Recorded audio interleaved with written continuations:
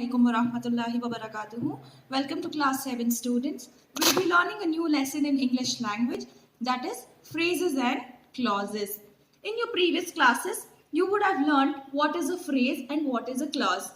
Today, we will learn in detail how and when a phrase and clause can be used and how to identify them. So, as the definition says, a phrase is a group of words that make sense.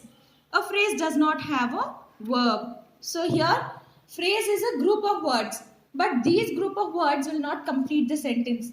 It just gives us the half meaning. And other than that, a phrase will never have an action word that is called as a verb. Clear?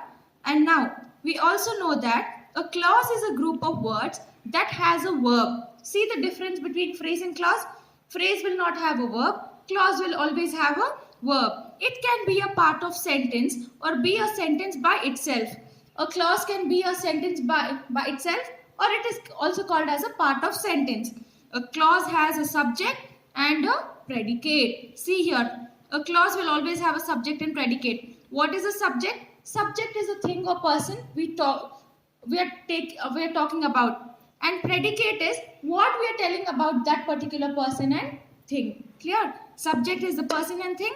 Predicate is what we are speaking about that person or what we are telling about that thing. Clear? For example, Shilpa came in the evening. See here. Shilpa came. Came is a verb, so it becomes a clause. In the evening, it is a phrase because it is group of words and it doesn't convey the complete meaning. It's just telling there's something in the evening. So it becomes the phrase. Understanding? Now look here. Shilpa came. How do you tell it's a clause? Shilpa is a subject. Came is a verb as well as a predicate. Hence this becomes the clause, because clause will always have a verb and as well as a clause will contain a subject and a predicate. The subject in Shilpa came is Shilpa. What is a predicate? She came. Clear? So now, clauses can be of two kinds. Main clauses and subordinate clauses. What is a main clause? Main clause can be sentences by themselves because they make complete sense. So main clause are sentences which gives us the complete meaning. Whereas subordinate clauses, on the other hand, depends on main clauses to complete their sense. Subordinate clauses depends on the main clause. For example, the lights went out when I was about to turn the TV on. So here, what is the main clause in sentence? The lights went out. And now look at the second part of sentence. When I was about to turn the TV on. This becomes a subordinate clause because when I was about to turn the TV on, what happened? The lights went out suddenly. So this is depending on this. Even if this part of sentence is not included, we can just tell the lights went out. But now if you're telling something, you need to tell when I was about to turn on the TV, the lights went out. So this sentence is dependent on the first sentence. So hence this becomes a subordinate clause and the lights went out as the main clause. So you're clear with what is a phrase, what is a clause and what are the two types? Okay, so now we will do the exercises. Exercise A. Write whether the highlighted parts are phrases or clauses. So here, in every sentence, there are highlighted words. You need to tell if it is a clause or a phrase. First one is already done. If you want to participate in the event, you have to sign up by tomorrow. So here, sign up is a verb. When there is a verb, it is clearly understood it is a clause. So this becomes a clause. Now, the entire road had been cordoned off for the rally. So here, had been cordoned off is highlighted. There is no verb here. So this is a phrase. Similarly, you need to read the other sentences and write if it is a phrase or clause. Look in the exercise B. Circle the main clause and underline the subordinate clauses in the sentences. So now what you have to do is read the sentence completely, understand the sentence and see which part of the sentence is main clause and which is the subordinate clause. So here we knew the game was over when the bowler bowled out the last batsman. So here, which is the main clause?